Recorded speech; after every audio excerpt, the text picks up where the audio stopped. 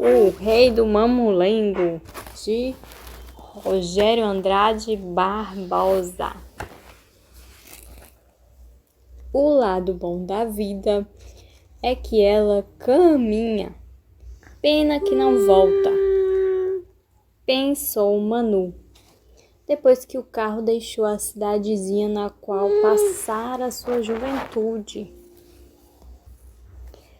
Ela acabara de participar da inauguração de um centro cultural dedicado à memória de seus avós.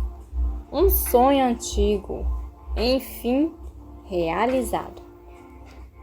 A velha casa onde nascera, a partir daquele dia, abrigava um pequeno museu repleto de bonecos que haviam encantado várias gerações.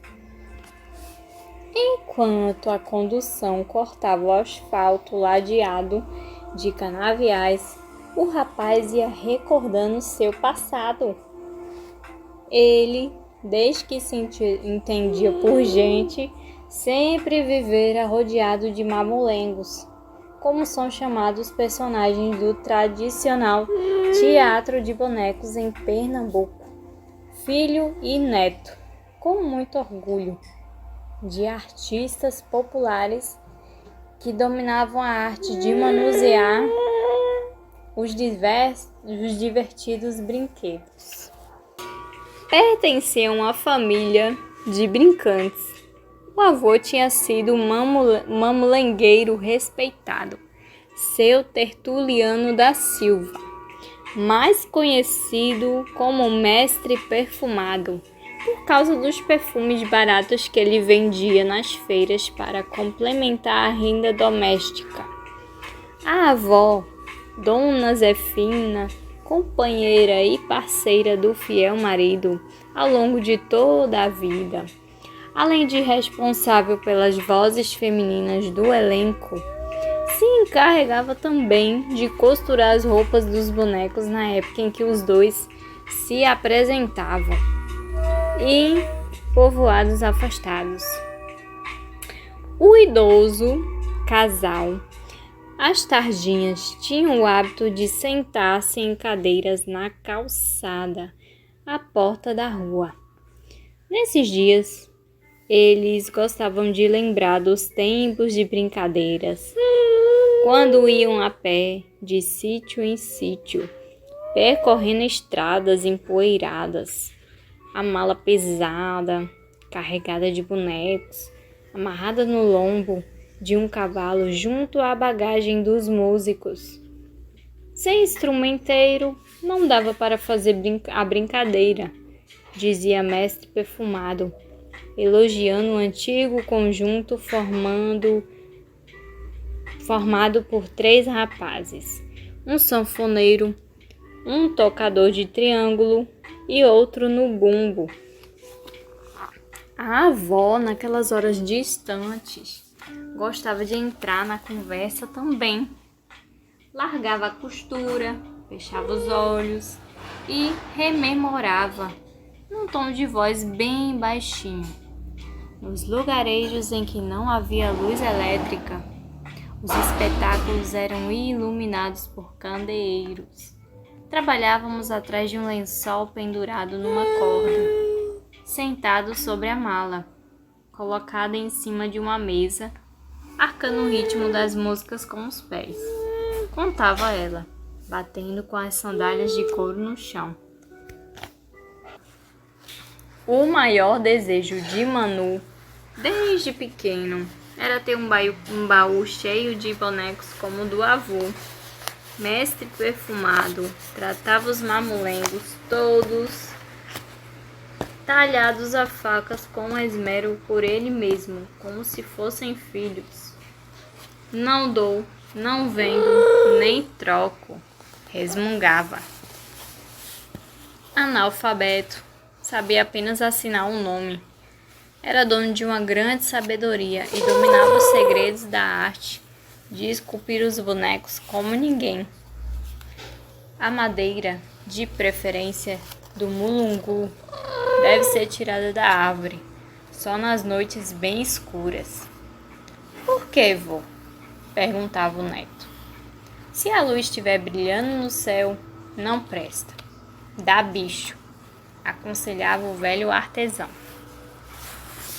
Manu, quando ainda não passava de um moleque, se encantava com a relação respeitosa que seus avós devotavam aos mistérios da natureza. Quando a chuva caía, diziam que uma pessoa muito boa devia ter morrido, ou então que a melhor coisa para uma criança aprender logo a falar era beber água da primeira chuva do ano. Mestre Perfumado, muito supersticioso, afirmava com convicção: quem aponta o dedo para as estrelas, cria verruga. Dona Zefinha, no entanto, acreditava na influência e nos poderes benéficos dos astros.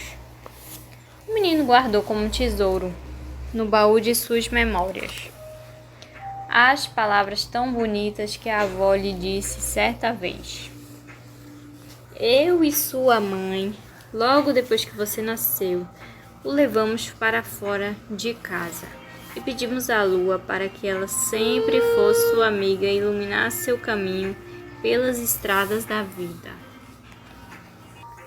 O pai e a mãe de Manu mantiveram as tradições iniciadas por Mestre Perfumado, mas os dois eram também feirantes, pois não dava para viver do mamulengo. Durante vários anos usaram a caminhonete toda enferrujada para carregar a tenda desmontável e as malas, com cerca de 70 bonecos, utilizados nas brincadeiras. Às vezes conseguiam um patrocínio de uma prefeitura, a ajuda de uma instituição cultural, ou então na época de eleições. Participavam de campanhas políticas, mas em geral eles eram mesmos quem se encarregavam de quase tudo: a confecção dos bonecos, os contratos, a propaganda e a direção artística. Só o mestre de fazer e de brincar, gabava-se o pai de Manu, seu Tertuliano da Silva Filho. Um trabalho desgastante, pois os espetáculos duravam horas. Os atores varavam a noite, suando atrás dos biombos. Em lugares fechados, cobravam entrada, porém muitas vezes tinham de passar o chapéu entre a assistência, formada em sua maior parte por gente simples. Por isso, os pais de Manu não queriam que o menino seguisse a mesma profissão. Não que ele envelhecesse pobre e esquecido como tantos outros artistas, sem qualquer amparo ou reconhecimento. Os bonecos não dão futuro para ninguém, já dizia o pai, o maior mamulengueiro de Pernambuco, Januário de Oliveira. Morreu na miséria, num casebre à beira do mangue, lá no Recife. Não adiantava nada. A paixão pelos bonecos corria pelas veias de Manu, povoando a imaginação e os sonhos do menino. Manu começou fazendo figuras com sabões de milho. Depois foi se aperfeiçoando aos poucos, deixando o avô dando vida aos mamulengos. Quando voltava da escola, sentava-se no chão de terra batida, quietinho, ao lado das ferramentas do artista, prestando atenção nos mínimos detalhes. Saia daqui, zangava o velhinho. Você não tem dever de casa? Hoje não?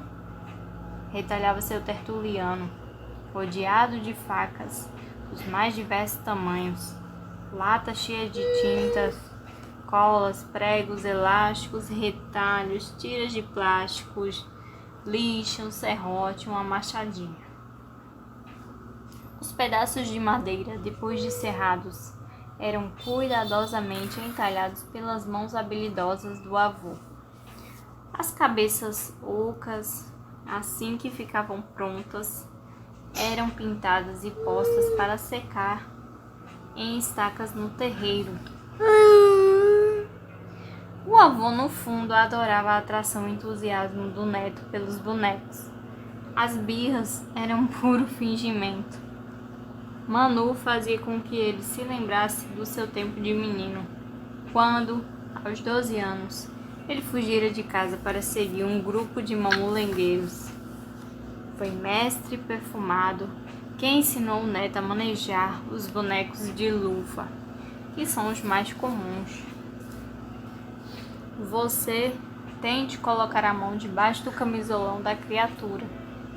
Assim, ó, explicava, mostrando como os dedinhos indicador, médio e polegar tinham de ser enfiados nos buracos feitos no pescoço e nas mãos, de madeira, para agitar a cabeça e os braços dos mamulengos.